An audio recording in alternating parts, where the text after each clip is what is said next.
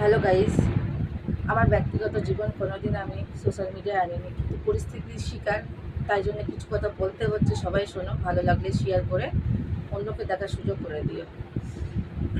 Social media হচ্ছে আমার বাঁচার একটি অংশ। সোশ্যাল মিডিয়াতে আমাকে অনেক কিছু দিয়েছে। যাই হোক, সোশ্যাল মিডিয়াতে আমি দেশের আইন সংবিধান মেনে একটা চ্যালেঞ্জ করছি। যারা অ্যাকসেপ্ট করতে পারবি করিস। আমার জীবনে না হারানোর কিছু নেই। অনেক বছর আগে আমার জীবন থেকে তোরা সব কিছু কেড়ে নিয়েছিস।